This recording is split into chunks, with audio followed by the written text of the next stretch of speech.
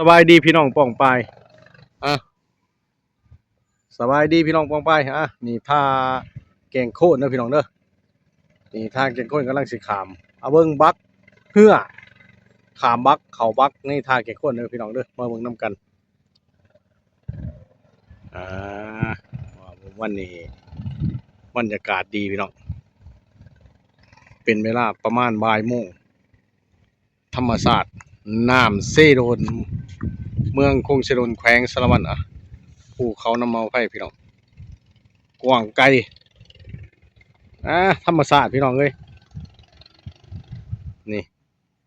คนหาปลาพี่น้องกลางเว้นนี่เขาสิหาปลาหลายพี่น้องน้ำเซโดนเด้อพี่น้องเด้อใส่ดะบักกำลังมานี่วันนี้สิได้พ่อบักไงเอารถโตต้าวีโก้จักรสมอมอดใส่จักรดับ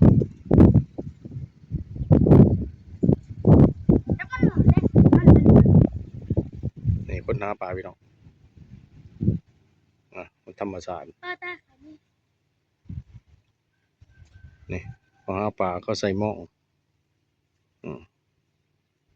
เพราะว่าช่วงประมาณบ่ายๆนี่เขาสิมาใส่หม้อตีหม้อหรือว่าบางคนก็สิลงเพียกตามธรรมศาสตร์พี่น้องปลาไหลดีแม่น้ำเซโดนนี่ก็มาจากพุ่นแหละแขวงสารวัตรนะพี่น้องต้นกำเนิดนี่เรือกำลังมาพี่น้องกาสิลำบากแน่เพราะว่าโมเมนต์ดินต่อแผ่นอ่าปักนี่สิใหญ่แน่เห็นบ่พี่น้องบักนี่ก็มูลค่าเฮ็ดต่อนี่ราคา 4-5 แสนบาทเด้อพี่น้องก็สิเอาแบบเฮ็ดเป็นเรือเป็นเด็กมาต่อกันแล้วก็เฮ็ดเป็นซ่านมาใส่ช่วงฤดูกลาง9กลาง10ก็สิหลายแหน่นี่ก็10 5เดือน11ก็สิเริ่มแล่นได้ลำบากแน่เพราะว่าดินบ่ได้ต่อแผ่นนี่มันย้อนตรงไปประมาณ 4-50 ปีแล้วยิ่งลำบากกว่านี้พี่น้องเห็นบ่กำลังมาพี่น้อง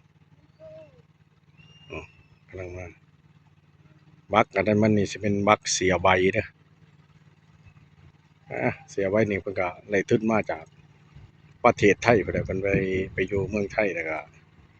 ได้ทุนมาเพิ่นก็ได้มาเฮ็ดบักมาอยู่บ้านหมู่บ้านนี่สิเป็นหมู่บ้านแกงโคตรก็ติดโซหน้าตาลพี่น้องเห็นบ่ล่ะพี่น้องนี่บักเพิ่นก็สิเข้าเทียบท่านี่คือว่าชีวิตบ้านนาก็สิลำบากแหน่ขึ้นลงเบิ่งเฒ่าแก่บักเพิ่นฮ้อหน้าฮ้อตาเพิ่นว่า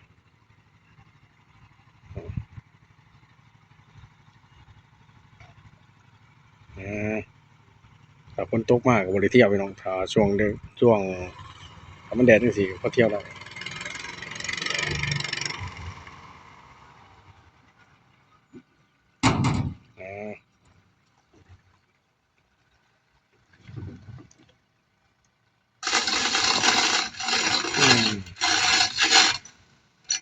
นี่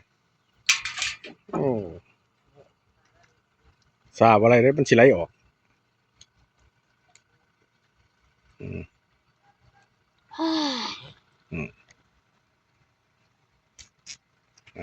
คนรอท่าข้าม